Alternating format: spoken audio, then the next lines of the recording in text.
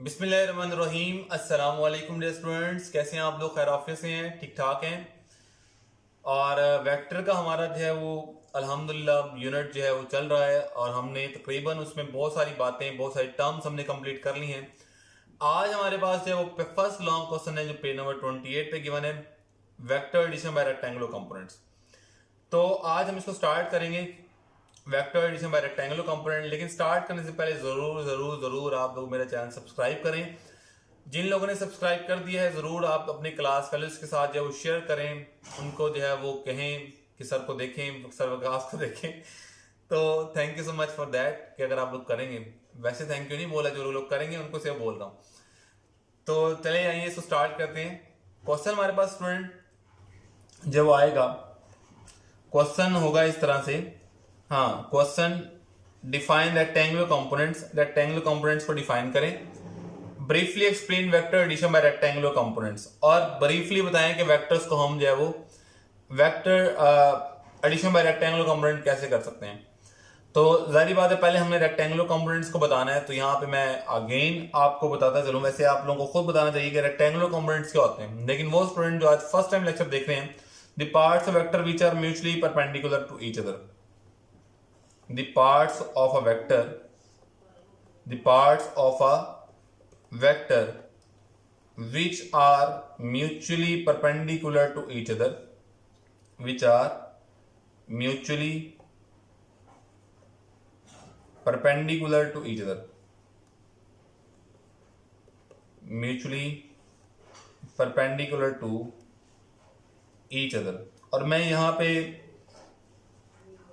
Students को suggest करता हूँ कि यहाँ पे एक डायग्राम भी बना दें ताकि आप लोगों को भी रिकॉल हो जाए और स्टूडेंट्स को पता चल जाए कि बच्चे को पता है रेक्टेंगुलर कंपोनेंट्स क्या होते हैं स्टार्ट में। कि एक वेक्टर यहाँ पे ए है, जैसा कि हमने पहले डिस्कस किया था, ये वेक्टर ए है, इसका एंगल यहाँ पे थीटा बन रहा है। तो इसके कंपोनेंट्स जो हैं आपको पता है कि ये वाला कंपोनेंट ए वाई जे और एक्स एक्सिस के लॉन्ग से कंपोनेंट क्या होगा, ए एक्स आई। तो आप यहां पे देख रहे हैं कि दोनों ए एक्स और ए वाई जे आपस में 90 डिग्री के एंगल पे, they are perpendicular to each other. तो रेक्टेंगुलर कंपोनेंट्स हम बता सकते हैं, यहां पे भी आप लिख सकते हैं कि ए एक्स और ए वाई, ठीक है, 2D में ए एक्स और ए वाई, 3D होगा तो ए जी भी सारी बात आ जाएगा। तो ये रेक्टेंगुलर कंपोनेंट्स है वेक्टर के। अब हमने क्वेश्चन पैदा होता है, हमने इनको रेक्टेंगुलर कंपोनेंट्स के मेथड से ऐड करना है। दो वेक्टर्स हम लेंगे, सारी बात है। अब तो हम इनको रेक्टेंगुलर कंपोनेंट से क्यों पढ़ रहे हैं, पहले हमने तो vector addition by head to tail rule पढ़ा हुआ है। Then why we are studying this method. जारी बात है इसमें कोई ना कोई तो भाई हमारा भला होगा। भला ये होगा, हेड टू टेल रूल में हमें ग्राफिकली वर्क करना पड़ता है, वेक्टर बनाने पड़ते हैं। लेकिन हमारे पास, हम चाहते हैं कि हमारे पास एक ऐसा मेथड आ जाए कि हम जो है वो इक्वेशंस बनाएं, फार्मूला बनाएं, फार्मूले में वैल्यू डालें, वो मैं आंसर दे दें। हम चाहते हैं एनालिटिकल, इसको बोलते हैं एनालिटिकल मेथड, जिसमें आपके पास फार्मूला बना हो, आप वैल्यूज पुट करें, आपके पास आंसर आ जाए। तो ये हमारे पास एनालिटिकल मेथड है, ये हमारे पास जो है वो आगे जाके हमारे काम आएगा। तो addition of vectors by rectangular components हम हेडिंग देंगे, addition of vectors bye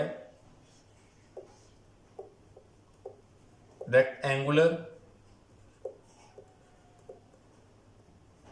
components. अब इसमें स्टूडेंट आप लोग चूंकि माशाल्लाह मैट्रिक से आए हैं अभी, तो हमारे हिसाब से भी आप छोटे ही हैं, मतलब कि आप लोगों की वर्डिंग डेवलप करना, रटा सिस्टम जो है वो है आपका। तो मेरे बच्चों, आप लोगों ने एक बात यहाँ पे बहुत इंपॉर्टेंट याद रखनी है कि हमें रट्टे की बिल्कुल जरूरत नहीं होती। जो हम चीजें लिख रहे होते हैं, बना रहे होते हैं, हमने वही चीजें एक्सप्लेनेशन में जो वर्डिंग होती है ना, बहुत सारी लिखी होती है कि जी टॉपिक है में ये, तो वो एक्चुअली बहुत सारी वर्डिंग होती है, वो एक्चुअली डायग्राम की होती है जो हमने वहां से देख के बनानी होती है। तो यहाँ पे डायग्राम सबसे पहले बड़ी इंपॉर्टेंट है। और फिजिक्स में लॉन्ग क्वेश्चन के अंदर डायग्राम बहुत इंपॉर्टेंट है। अगर आप नहीं बनाएंगे तो समझिए आपका लॉन्ग क्वेश्चन है ही नहीं, सिरे से है ही नहीं। तो यहाँ पे हमारे पास पहले हम कंसीडर करते हैं, हमारे पास रेक्टेंगुलर कोऑर्डिनेट सिस्टम है। ये आपको पता है एक्स एक्सिस है और ये आपको पता है वाई एक्सिस है और ये आपके पास है ओरिजिन। ओरिजिन में एक पॉइंट है एम, ये पॉइंट है एम, ओ से लेके एम तक का वेक्टर आपके पास है ए। डायग्राम बड़ी अच्छी प्यारी सी होनी चाहिए। मैं तो टैबलेट पे काम कर रहा हूँ तो हो सकता है थोड़ी सी गड़बड़ हो जाए, लेकिन आई शैल ट्राई माई बेस्ट कि डायग्राम बहुत खूबसूरत बने, मुझसे भी ज़्यादा खूबसूरत बने। तो खैर बन तो नहीं सकती, अल्लाह ताला ने मुझे बनाया है तो मैं तो डायग्राम से बहुत ज़्यादा खूबसूरत हूँगा। तो ये पॉइंट एम तक का वेक्टर है एम, और एक और पॉइंट है हमारे पास N, let me say this is the point N. इस पॉइंट से ओरिजिन से पॉइंट एन तक का जो वेक्टर है वो है वेक्टर बी, लेट मी से वेक्टर बी, ये वेक्टर है बी। अब ये दो वेक्टर आ गए ए और बी, हमने इनको ऐड करना है बाय रेक्टेंगुलर कंपोनेंट मेथड। लेकिन हमें रेक्टेंगुलर कंपोनेंट मेथड पहले लिखने से पहले हमें वही मेथड फॉलो करना पड़ेगा जो हम जानते हैं। जैसे हम हेड टू टेल रूल है, तो हेड टू टेल रूल से हम वेक्टर ए के हेड पे किसको शिफ्ट करेंगे, वेक्टर बी को, लाइक दिस। ये हमने वेक्टर बी को वेक्टर ए के हेड के ऊपर शिफ्ट किया तो this is the vector B. और आपको पता है ए वेक्टर के टेल से बी के हेड तक का हमारे पास जो वेक्टर आएगा, this is the resultant vector R is equal to A plus B. ये हमारे पास है रिजल्टेंट वेक्टर। तो ये हमने यहां पे इस डायग्राम के अंदर स्टूडेंट्स हमने कोई नया काम नहीं किया, वही काम किया जो हमने हेड टू टेल रूल में पढ़े हैं। बस हमने यहाँ पे एक्स और वाई एक्सिस यहाँ पे पुट कर दिए। तो यहाँ पे आपके बुक में लिखा होगा let us consider two vectors A and B. ठीक है, ए वेक्टर जो है हमारे पास वो हम रिप्रेजेंट कर रहे हैं ओ एम से, बी वेक्टर हम रिप्रेजेंट कर रहे हैं ओ एन से, और उनका रिजल्टेंट वेक्टर जो है वो है R is equal to A plus B, और हमने उसको रिप्रेजेंट किया है आर वेक्टर को ओ पी से। तो ये सारी बातें वर्डिंग में। अब मैं बता रहा था आपको कि आप लोग जो मैट्रिक सिस्टम से आए हैं तो आप लोगों ने वही स्टेट बुक वाली लाइन याद करने की जरूरत नहीं है, जो हमने डायग्राम में बनाई है चीजें वो सारी आप यहाँ पे लिख सकते हैं। अब यहाँ पे आपने लिखना है next we find the components of each vector. अब हम हर वेक्टर के कंपोनेंट फाइंड आउट करेंगे। अब मैंने आपको प्रीवियस पेज पे तो यहाँ पे हमने सारे कंपोनेंट जो वो बताए हुए हैं। तो यहाँ से हमें बताया कि वेक्टर के हेड से परपेंडिकुलर ड्रॉ करना है एक्स एक्सिस पे तो एक्स कंपोनेंट आ जाएगा, वाई कंपोनेंट पे ड्रॉ करें तो वाई कंपोनेंट का आ जाएगा। तो यहाँ पे सिंपल अब हमने हर वेक्टर के कंपोनेंट को फाइंड आउट करना है। देखें एक्स यहाँ से कंपोनेंट ड्रॉ करेंगे ये वाला, और यहाँ पे एक बड़ी इंपॉर्टेंट बात, यहाँ पे हम डायरेक्शन को फिलहाल इग्नोर कर रहे हैं। तो यहाँ से हम यहाँ तक की लाइन ये हमने बनाई, ये आ गया ए एक्स और ये वाला आ गया इसका ए वाई। ये सिंपल ए की कंपोनेंट फाइंड आउट कर ली, यहाँ तक बड़ा सिंपल। उसके बाद क्या है बी, बी। अब बी देखें आप लोग, बी जो है हमारे पास आपको पता है कि यहाँ से स्टार्ट हो रहा है। अब बी के ये कंपोनेंट बनेंगे, यहाँ से ड्रॉ किया हमने लाइन ड्रॉ की वर्टिकल।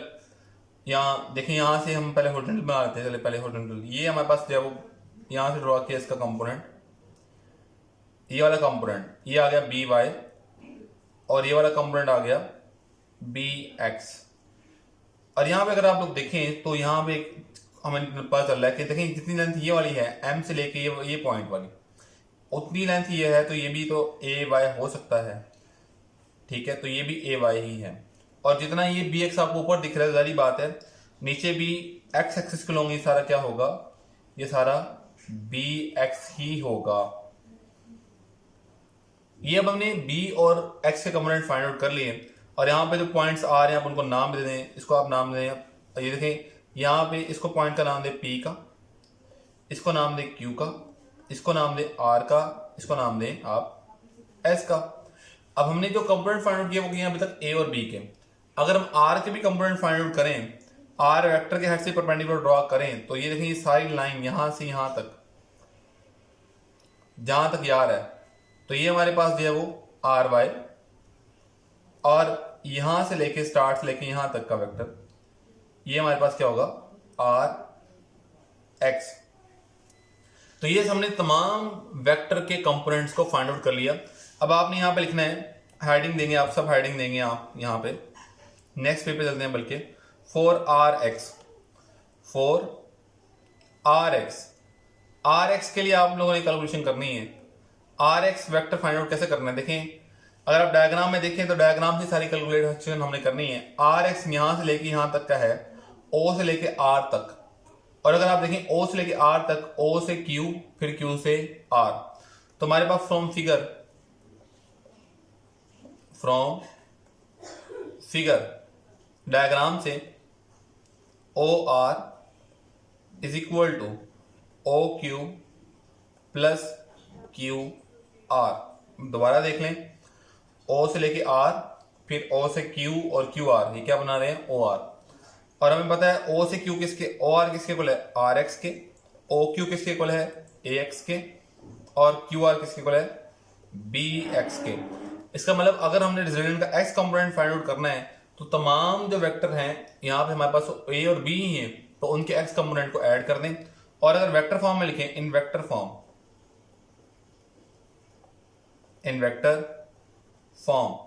तो वेक्टर फॉर्म में हमारे पास आपको पता है इन तमाम की डायरेक्शन एक्स एक्सिस के ही अलोंग है। तो उसके लिए क्या करते हैं, हम यूनिट वेक्टर आई यूज करते हैं। R x i is equal to A x plus B x i unit vector. तो ये हमारे पास आर एक्स आ गया। अब हम नेक्स्ट आईडी देंगे for R Y, resultant vector का Y component for R Y. From figure diagram से हम देखेंगे अब आर वाई की लेंथ किसके इक्वल है। अगर आर वाई की लेंथ देखें आप, यहां से स्टार्ट हो रहा है और यहां तक जा रहा है, यानी कि आर से पी। तो आर से पी जो है हमारे पास आ जाएगा R P is equal to R S plus S P. दोबारा जाके देख लेते हैं, ये देखें यहां से लेके यहां तक आर एस, और एस से लेके यहां तक पी तक, तो ये are S plus S P. और आर एस जो है वो इक्वल है, आपको पता है, ए वाई के, और एस पी इक्वल है बी वाई के, और आर पी जो है वो इक्वल है आर वाई के। तो आर वाई आ गया यहाँ पे। अगर हमने रिजल्टेंट का वाई कंपोनेंट फाइंड करना है तो हमारे पास जितने अदर वेक्टर हैं उनके वाई कंपोनेंट को ऐड कर दें। और इन वेक्टर फॉर्म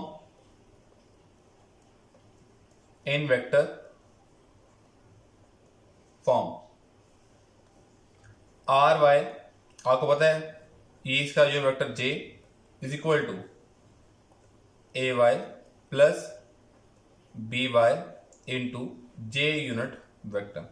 तो डियर स्टूडेंट, यहां तक हमारे पास जो है वो रिजल्टेंट का एक्स कंपोनेंट और वाई कंपोनेंट मैंने आप लोगों को फाइंड आउट करके दे दिए कि रिजल्टेंट का आर एक्स की वैल्यू ये होगी वेक्टर फॉर्म में, और आर वाई की वैल्यू ये होगी। ये सारा मैंने आपको कैलकुलेट करके दे दिया। अब वेक्टर कंपोनेंट आ गए, तो वेक्टर भी निकाल सकते हैं।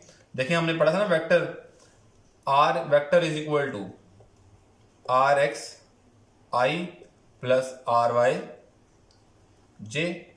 तो यहां वैल्यू पुट कर दें, आर एक्स में क्या आ जाएगा, A x plus B x आई, और वाई में क्या आ जाएगा, A Y plus B Y J unit vector.